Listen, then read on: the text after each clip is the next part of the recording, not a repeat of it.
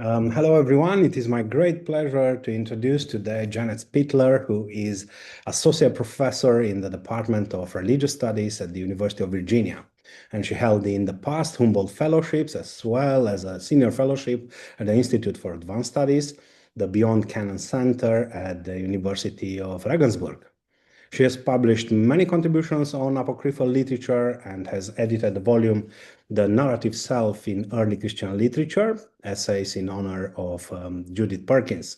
And more recently, she co-authored the volume Reading Christian Apocrypha, Tradition, Interpretation, Practice with Tobias Niklas, which many of us are very much looking forward to read. Janet is also an associate editor for the Wund series of Morzibek, co-editor of the Early Christian Apocrypha series at Western Tool and Translation, and the co-host of the NASCAL First Friday workshops. And today we get to hear about her work. Janet, the floor is yours. Thank you. Thanks so much for the invitation. This has been a really fun series so far, so I've been really happy to attend the things that I was able to attend. I'm going to start my PowerPoint in a second, but I'll just say that a few years ago now, I guess, I did a translation of the Acts of John by Prochorus for the third volume of the More New Testament Apocrypha series that Tony Burke edits. And so there's a pretty long introduction to the text there, which is the primary source of all things related to Prochorus, and then also my translation of the text. And then today I'm just going to go through basically all of the places where Prochorus appears in early Christian literature.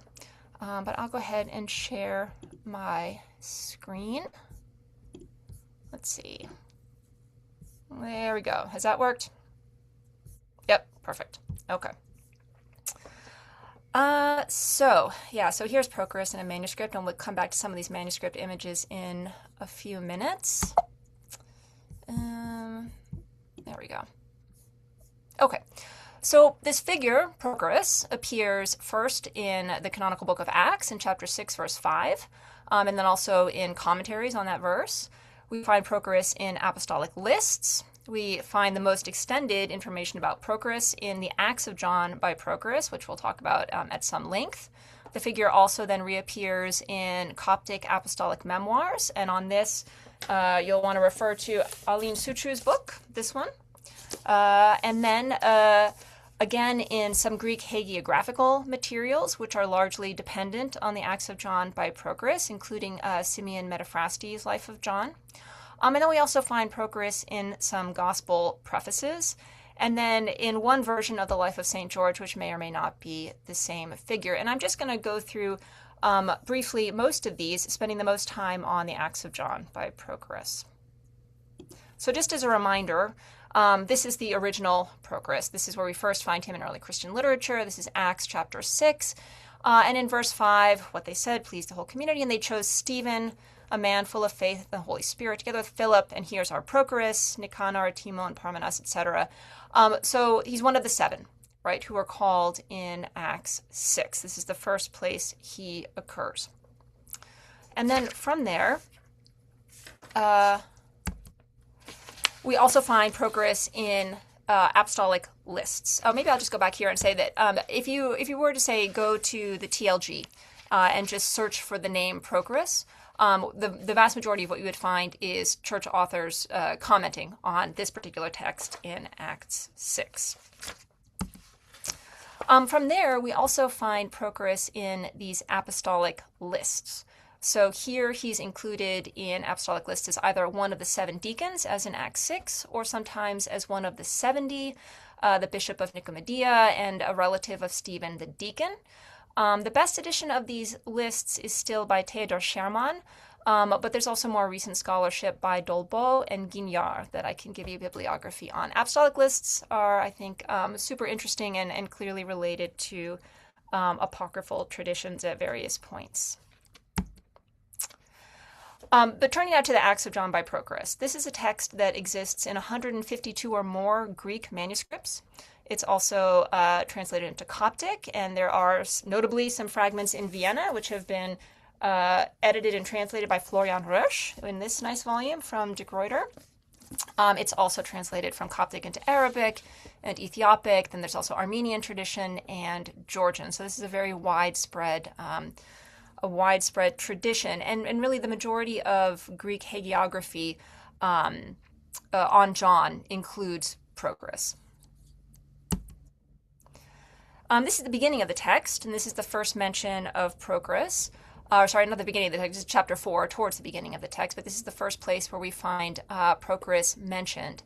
This is a classic Divisio Apostolorum scene where they cast lots. The apostles cast lots for their various missionary regions, and the lot for Asia falls to John. John, for some reason, is very depressed and distressed by being assigned Asia. To me, Asia feels like actually a pretty good assignment for an apostle, right? It's not the city of the cannibals, it's not India. But in any case, here you see at the end, when he finally agrees to go out because Peter is going to be sent with him. But here, or sorry, not Peter is going to be sent with him. Peter is sort of addressed here. They sort of discuss it. And then at the end, there also departed with each one of the apostles, a servant from among the 70. And I, Prochorus, now in the first person cast the lot to go with John. So here he's one of the 70, not the 7. Yeah. And then the rest, the remainder of the narrative is a first-person narrative told by Prochorus. And in the individual episodes, sometimes he plays a large role, sometimes he plays a small role, but he's there. He's the constant companion of John for the entirety of the text, which is really, really long, I have to say. This is like 100 pages or more of Greek text, and it took forever to translate. Here's an outline of that work. So you have that Divisio Apostolorum scene and the journey to Ephesus. So that part takes place in Judea. And then the next sections here, 2 and 3, take place in Ephesus. And here you have some overlap, especially in that what's numbered here is section 3, where John disrupts the cult of Artemis of Ephesus. You have some overlap with the early Acts of John material. Then John is exiled and sentenced arrested and sentenced to exile in Patmos. And you have a journey to Patmos. Most of section 4 there takes place on the sea, on this sort of preposterously long sea voyage, which is, not nearly, it takes much longer than it would actually take to sail to Patmos. And then 5 through 12 all take place on Patmos. And again, it seems very much like this is an author who has just no clue about the nature of the actual island of Patmos, because this is an island, it feels like it's more the size of Crete or something like that, with multiple cities and a huge population, and John spends an awful lot of time there. And then finally, the last episode on Patmos involves the composition of the gospel, which we'll look at in a second. And then he returns to Ephesus, where he dies, and there you find another version of the metastasis of John, this sort of description of his death by mostly natural causes, essentially extreme old age. But what I wanted to look at with you all, and what I think is sort of the most important episode for thinking about Prochorus, is that last, or second to last episode, the composition of the gospel. It's really interesting. I'm just going to read it in full. I've got a couple of slides here with some text. So this is towards the end. John took me, Prochorus, aside, and we went out from the city about a mile away to a quiet place. Now the name of that place was Catastasis, and there was a small mountain there. Well, we went up the mountain and spent 3 days there, and John endured without food, praying and asking God that he give the good gospels to the brothers and sisters. Then on the 3rd day, John spoke, saying, "Child Prochorus, go and enter the city and get ink and papers and bring them here to me, but do not report to the brothers and sisters in which place we are." So having gone into the city and gotten ink and papers, I went to John, and he says to me, "Put down the ink and the papers and enter the city, and after 2 days come again to me." And I went into the city, and after 2 days I came again to him. And when I found him standing there and praying, he said to me, "Take the papers and the ink and stand at my right side." And I did as he said. And there was great lightning and thunder, so that the mountain shook, and I fell on my face on the ground and stayed there dead. But John took hold of me and raised me and said to me, "Sit at my right side on the ground." And I did as he said, and he again prayed, and after the prayer said to me, "Child Prochorus, whatever you hear from my mouth, write it down on the paper." And opening his mouth, John stood and turned his attention up to heaven and said, "In the beginning was the Word, and the Word was with God, and the Word was God." And so here we have a quotation, obviously, of the beginning of the Gospel of John. And the rest in order, he began to say everything, he standing and I sitting there writing. And we spent 2 days and 6 hours there. He was speaking and I was writing. He must have been speaking extremely slowly, because it surely not take more than a couple hours to dictate the Gospel of John. And then it continues, and when John had handed on to me the divine words in their entirety, he took me, and we went into the city and broke the fast in the house of Sosipater and Procleone, his mother. And he laid for us a table, and we ate and drank and stayed with them. And on the next day, John said to Sosipater, Child, look for beautiful parchments for me, for a clean copy of the Holy Gospel. Sosipater brought the parchment sheets, and John said to me, Child Prochorus, sit here, and after assembling these volumes, clearly write in them this Holy Gospel. So I sat by the grace of the grace of Christ the God, in the house of Sosipater, and with great care I wrote the Holy Gospel. Meanwhile, John was teaching and appointing bishops and deacons and elders for the entire island among the holy churches of God, which they had made with the authorization of John the apostle and disciple of the Lord. And then it continues, after I had written the Holy Gospel out clearly, we brought it into the church of God, and John commanded that all the brothers and sisters be gathered, and that the Holy Gospel be read to them. And when all had gathered, John said to me, Rise, child Prochorus, and read the Holy Gospel into the ears of all our brothers and sisters. And as they all listened, I read, and they all gave great thanks and were rejoicing and glorifying God. And John said to all the brothers and sisters, Take this gospel and copy everything, and stow it away in all the churches. And they did as he said. John said to them that what was written on parchment they should keep on the island Patmos, but what was written on paper sheets should be taken to the city of Ephesus. Okay, so that's the description of the composition of the gospel at the end of John's time on Patmos. And this raises lots of interesting questions, right? Because there's a competing tradition, which we'll talk about in a second, where John writes the gospel, the fourth gospel, in Ephesus, in the city of Ephesus. That's not what happens here. John clearly composes the gospel on Patmos. But the other thing is that he's on Patmos, but there's no reference to Revelation whatsoever, to the book of Revelation. And in fact, it's not just that there's no reference to John writing Revelation. There's no place in this narrative for Revelation. There's no hint of Revelation, and there's really just no. It's very difficult to shoehorn the notion that John also composed the book of Revelation into this narrative. Now, some manuscripts do. There are a small handful of manuscripts that have John also compose Revelation, but it is very much crammed into the end, where John composes the gospel, and then he comes back, and then he also composes Revelation on the island. But it's clearly an interpolation, because again, the narration, it just doesn't. There's no place for Revelation to happen. So why? How do we end up in this circumstance? And one possible explanation, which was actually suggested by Jean-Daniel Kessley, is that this narrative is prompted by apostolic lists, the earliest of which has just this information about the author of the fourth gospel, right?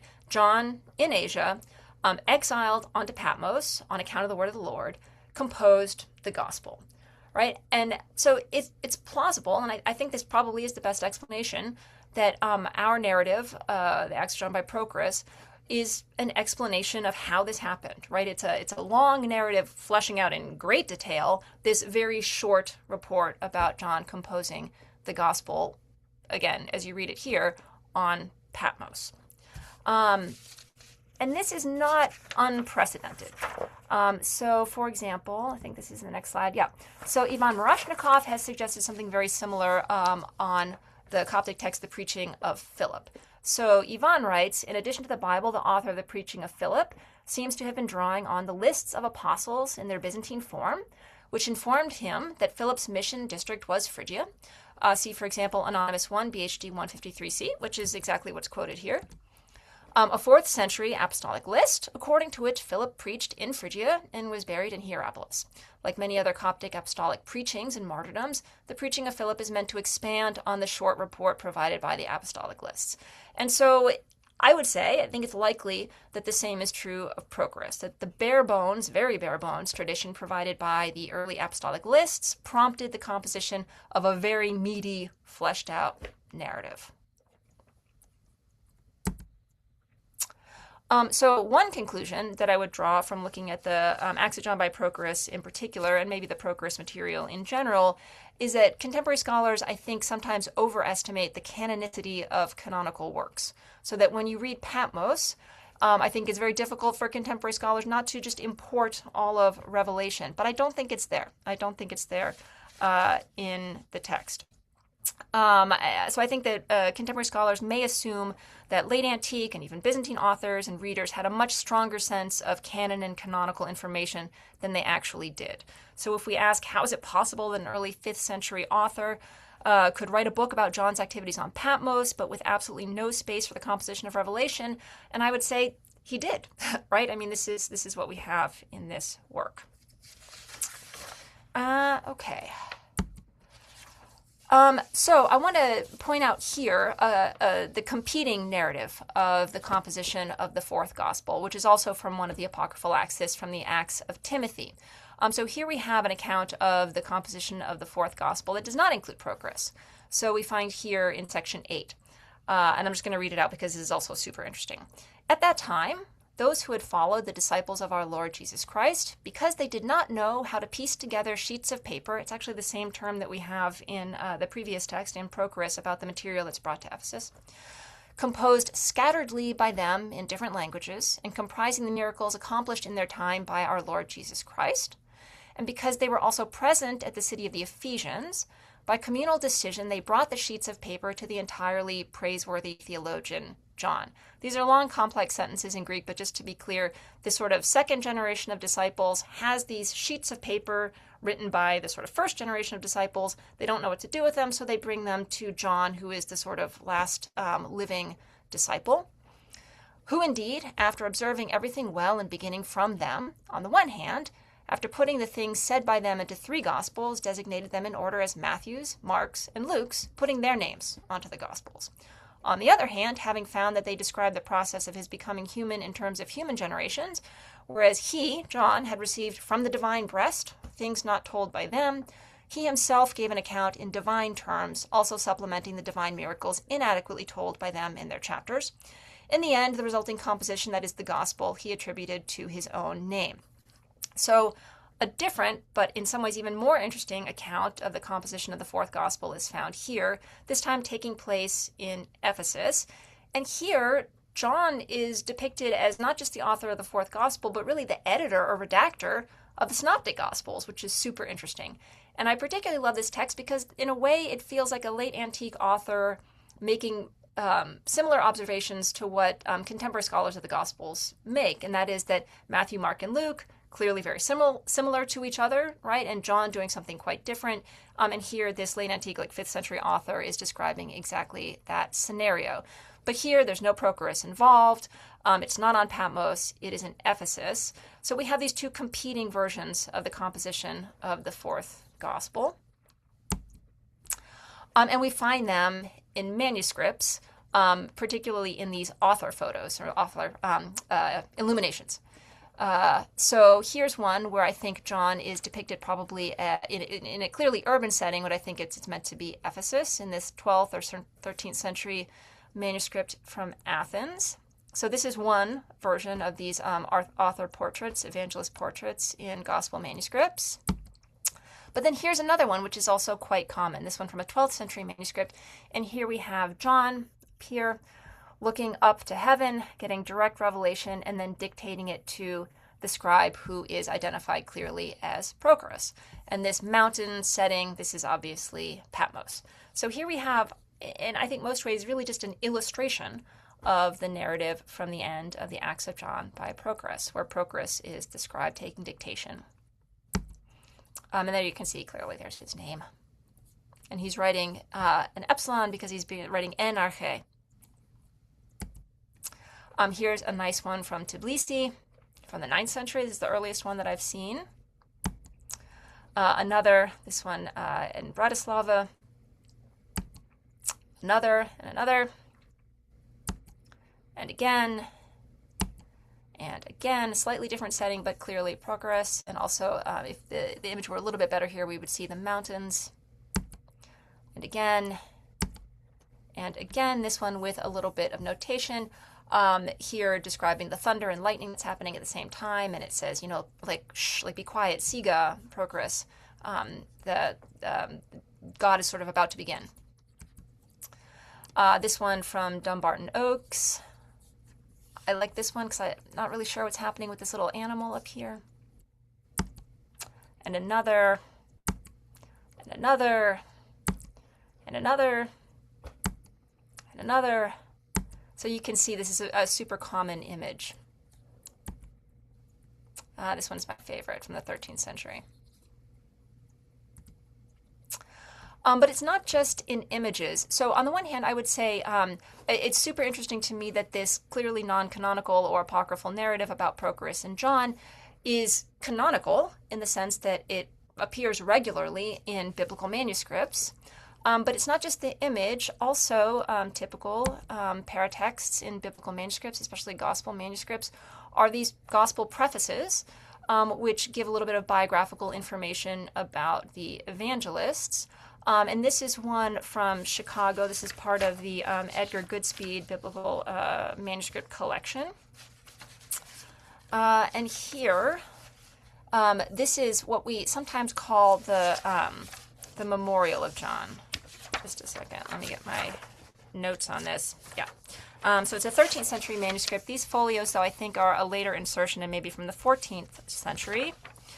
Let me just give you a little bit of a close-up here.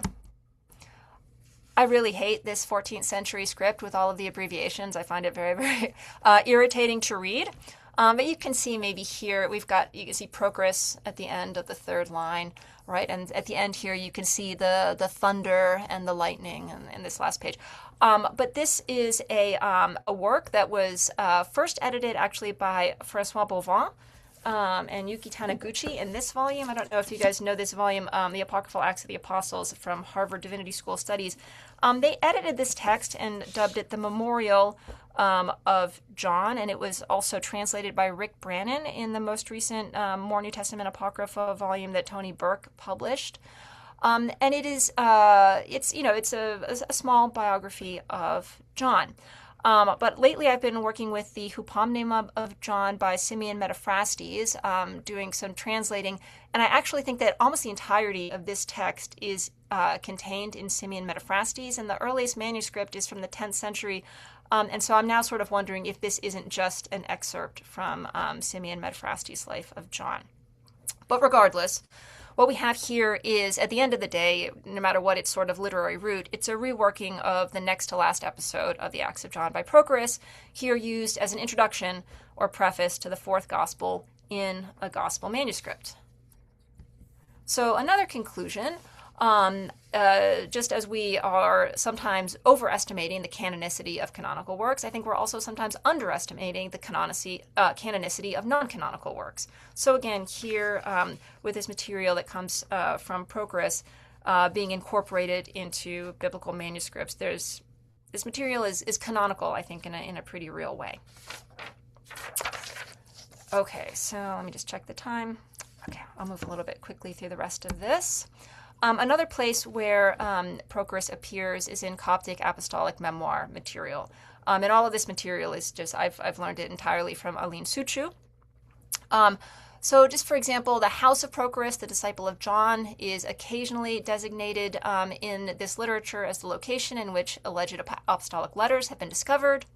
There's an Arabic homily on the Dormition and Assumption of the Virgin attributed to Cyril, which includes a letter sent by John to his disciple Prochorus. And in this text, Prochorus is sort of an embedded author. And in at least one Sahidic manuscript of a sermon on the Archangel Michael, we find reference to a book preserved in the house of the mother of Proclus, the disciple of John the Evangelist. And this seems to be a corrupted form of Prochorus. So again, all of this is in Aline Suciu's monograph on the Berlin-Strasbourg Apocryphon from the Wundt series.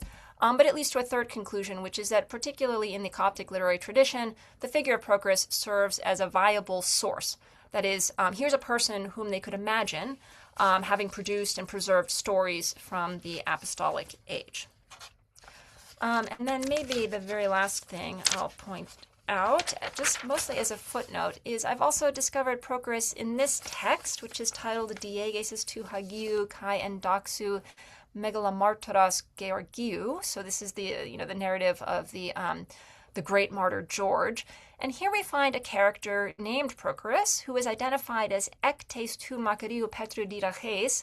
So from the school of the Blessed Peter.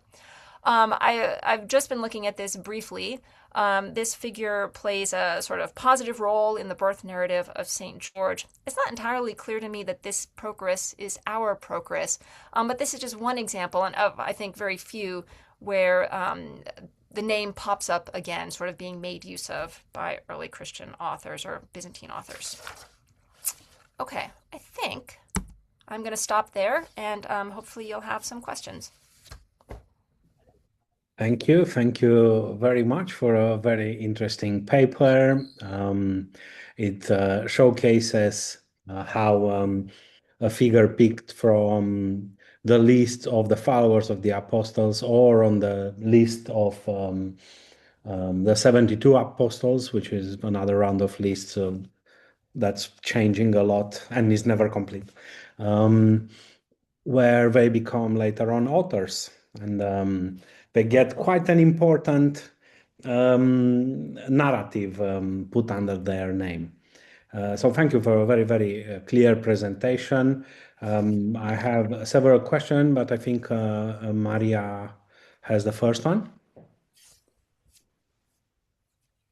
Thank you for the fantastic paper.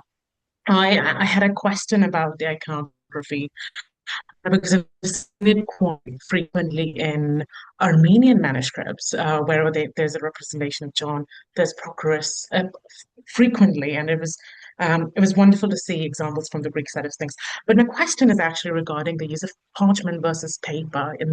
You mentioned, especially the term paper repeated over and over.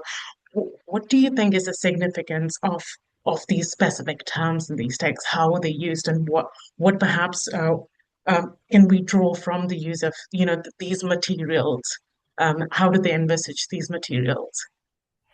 That's a great question that I don't have a great answer to. It's notable to me. Like, translating that passage from the Acts of Timothy. I did that in actually a group translation in Regensburg a long time ago now. But we really puzzled over what to make of these. It's entais chartais, right? These like sort of the sense it gives is that these are loose sheets, right?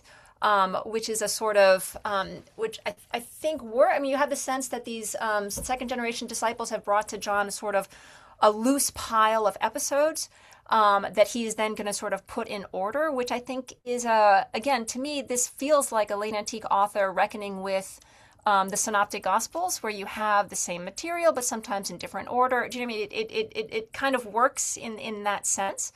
But in terms of the Acts of John by Prochorus and this like paper versus parchment, I don't know, except that this is the era. Do you know what I mean? Like maybe early 5th century, where this is the time when these sort of great, codices are being produced, for the first time, with these entire biblical manuscripts. And so I want to sort of associate it with that this is a moment of the production of real biblical manuscripts, and this is sort of projected back into this first generation by our author. Because it does seem that some of the vocabulary, I mean, you should have a look at the Greek text, but some of the vocabulary, I mean, I'm not a real expert on, certainly not on manuscript production in this era, but it feels to me like somebody who knows something. Do you know what I mean? Like it feels like relatively technical vocabulary. So that's the best that I can make of it, but I would just agree with you that I think it's super interesting. Thank you so much. Definitely. Madalina, and then Alice. Thank you very much. So that was very interesting. So thank you very much. I have a question a little bit in line with Maria's question. So yes, I was wondering about the repeated mentioning of these papers and parchment and stuff like that. But they also mention the languages. So it's like putting together these sheets of paper, and then you have this reference to that they are scattered in different languages and stuff like this. So I find actually also, what are we talking about? And then also, I was wondering about this interplay between them as authors and them as, I mean, especially Prochorus, yeah, as an author in some narratives, and then him as a scribe. So it seems like this tension is somehow hand in hand with this Patmos Ephesus thing. Mm-hmm. So How shall we see that? So, in terms of the languages, to me, I would associate this with other traditions that make John the translator of the Gospel of Matthew from Hebrew into Greek, which is interesting. But that does come up in a couple of the places, which now have escaped me. But that is a tradition that we find elsewhere, and so I had sort of associated it with that. Um, but yeah, it's I what I mean, this is very much Aline Suchu's thing, but I think that it's super interesting to me how Prochorus in the Coptic tradition develops as this. I'm not sure how to even describe it, but he's a potentially reliable source. Do you know what I mean? Like he's a figure who becomes one of these a sort of a viable source to discover to sort of pull new texts from. And it's both in terms of his person. Do you know what I mean? Like sometimes he is the scribe or the author. I mean, both of those things are sort of overlapping in the Coptic tradition. But it's also like the location. Do you know what I mean? So it's like you can also discover a new text at his mom's house, right? And so he's this sort of reliable figure from which, as a sort of, for literary output, rooted back in the sort of the transition from the first to second generation of disciples. But I think it's interesting. He's not just author, but not just scribe, but it's also even more than that because he becomes a sort of like a locus for texts. Alice, please. Thank you for your talk. I found it really fascinating. I was also sort of particularly struck by this sort of description of the sort of books sort of pages being sort of gathered together. And I was thinking the sort of reminiscent of like how sort of martyr relics are being kind of gathered together. And there you've obviously got sort of human remains becoming a sort of holy object, whereas sort of here's sort of almost the other way around. I was wondering, whether during this period, whether it's still sort of largely illiterate world, does that sort of any idea that this maybe imbues these sort of pages any extra authority? Wait, can you say the last thing again? I was just thinking in I don't know, maybe not necessarily in these sort of writing circles, but sort of late antiquity still largely a sort of mostly illiterate world, like is sort of writing versus I don't know, still got any sort of sense that it's sort of trying to sort of gaining sort of validity compared to I don't know, like oral vowels and things. Huh. Yeah. That's interesting. I hadn't thought to compare this to relics. But that's interesting. And I think it's also, when you said that, it made me think that there's something to the fact that this is, that John doesn't have relics because he didn't, I mean, he wasn't martyred. He, dug his own grave or had his disciples dig his grave and laid down and died. So there's a sense that he's sort of, there's relics to the extent that are not relics exactly, but you can go and gather dust from the grave. You know what I mean? But there's something about the fact that he's not martyred that maybe has some explanatory value. I mean, also that he's an evangelist, right? But it has some sort of explanatory value for him as a source of text as opposed to material things. Sorry, I'm not sure if I'm getting at what you were asking. I wasn't quite sure where. I think it was just that I think there was an interesting avenue to be explored further. Yeah. Thank Yeah, you. I agree. I also have, a series of curiosities, but one of them is about the unreasonably long period in dictating the gospel. Like Yeah. you pointed out, it will take us a couple of hours to copy it rather than 4 days. So it must be something that's loaded in some way. Like, and the parallel that I have in mind is I know, for instance, that in apocalyptic works, time is not linear, but Yeah. the time can send you off left and right, future, past, and it's what can look as a grammatical error may well be the internal logic of the genre. Do you know of other examples in apocryphal literature where the writing is so important that it becomes unreasonably long or hard or whatever, things like that? Or is this the only example that you ran across? So this is the only example that I've come across. But also I don't have very many examples of this type of dictation elsewhere. So yeah, I'm not sure what to make of it, but the comparison with apocalyptic works and the sort of like, telescoping of time, that actually I think that's probably the best explanation for what's happening here. It's not so much that he's sitting there word by word and it just stretches out for 2 days, but more like he's taking dictation, then he looks up and all of a sudden realizes that 2 days have passed. Do you know what I mean? A sort of like detachment from time, that sort of thing. But yeah, no, I don't have a lot of great comparative material. So if you come across anything, let me know.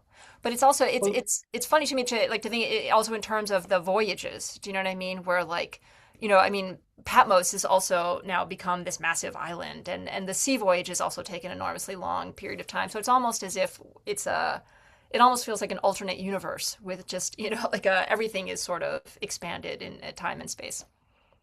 Indeed. But this is like an instance where the writing is not a mere activity. We need to do this, Yeah. that, and that. And one of them is the writing. So it's invested in some way, made more serious.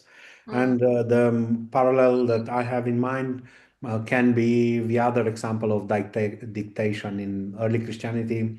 In the Shepherd of Hermas, Yeah. you get somebody, like an otherworldly figure dictating to him. And actually, at the first, the church shows him a booklet, and he cannot read it. And you get scholars saying that it was scriptio continua, couldn't Uh-huh. make it. But that's a step in the character development of Hermas that he has to make out, and that takes a bit of time Hmm. before he can copy letter by letter everything that's in the revealed book, and for him to send over to others. So it's an interesting situation where they confer to the writing a bit more than a simple mechanical part of life. It's an important moment, the transcription and Uh-huh. the writing by dictation, and you signify that in whatever way you can. In this case, 3 days and a half, right, Yeah. for copying. That's great. I had not thought of Shepherd of Hermas, but you're right. That's perfect. Or that's a good place to go. Um, Maybe.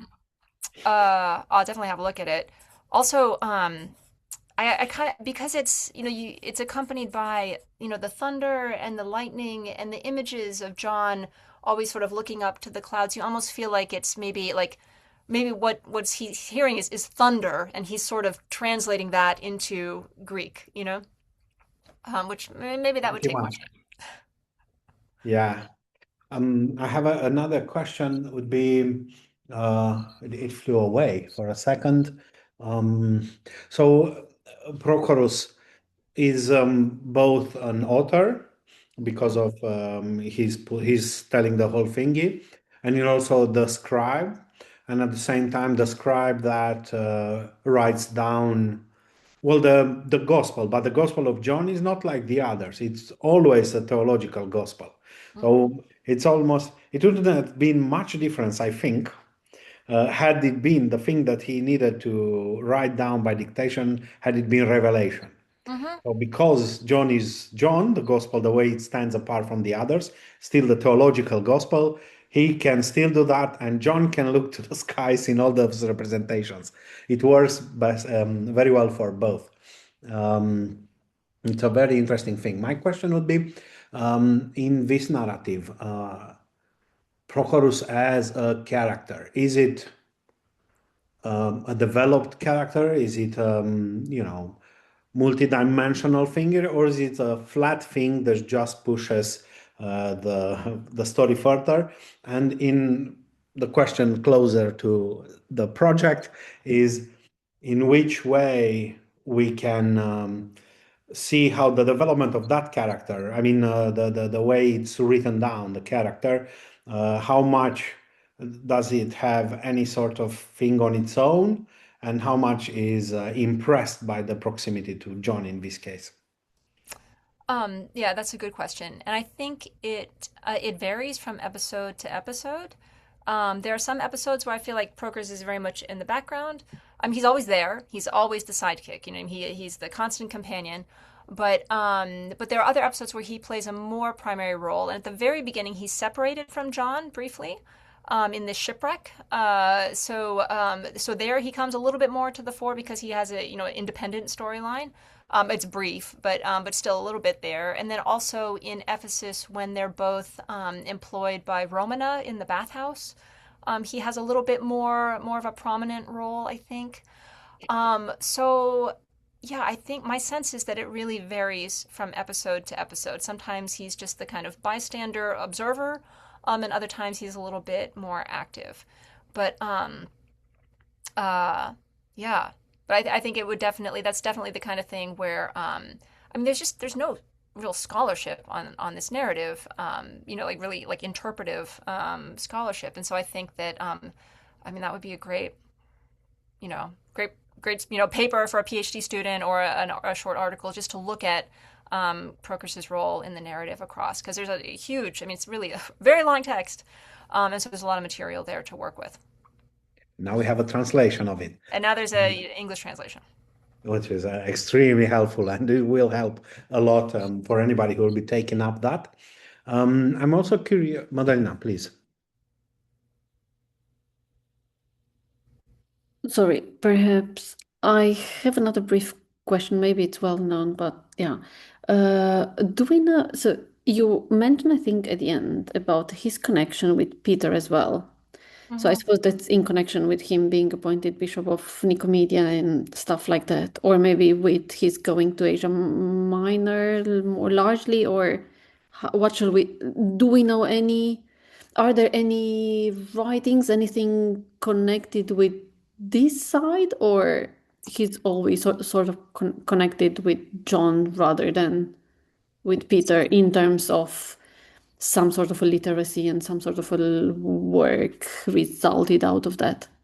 Yeah, so as far as I know, in the Coptic tradition, he's always John's disciple, strictly. Although my entire knowledge of this is largely it's through Aline Suchu's book. But I think he's almost always associated with John there.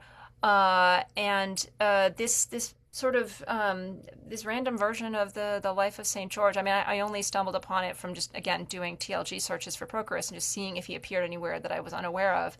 And there, I'm not sure what to make of it. I mean, there's no John in this text at all. And Prochorus just pops up as I mean, he's this figure. He kind of plays a big role again in this one version, which I think appears in like 5 or 6 manuscripts. But he plays this positive role where he sort of intervenes in, accusations surrounding the conception of Saint George, blah blah blah. But he's just named as somebody, from the, I guess, school of the Blessed Peter. So he's just associated with Peter there and not with John. And I'm not sure what to make of it. I'm not sure if I should understand this as a totally different character or as somebody else has just sort of pulled Prochorus from Act 6, or you know what I mean, or is sort of vaguely familiar with the notion of this Prochorus from this first generation of disciples, and has just pulled him out as a plausible figure that can be named, which is something that certainly happens in hagiographical literature and apocryphal Acts, etc. But that's all I know in terms of his association with Peter.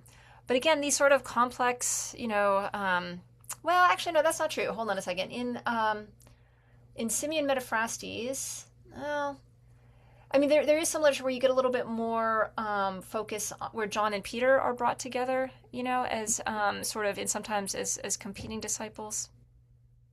Yeah, I don't know. Obviously, this is a place where there's room for further research. Mhm. Thank you. Yeah, always, absolutely. One thing that came to my mind from past readings in art history, the mountain thingy. If my memory isn't failing me entirely, and these are that may have been not the most in-depth readings in art history that I did at one point.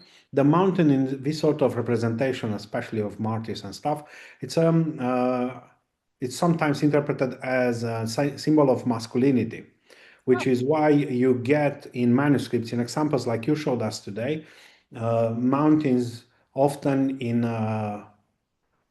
relation to a martyrdom narrative that does not include mountains. Like, for instance, in the Menologion of Basil II, which is Synaxarion. I think Polycarp gets a mountain. There's no mountain for him in that, but which can explain why it pops up everywhere if that holds.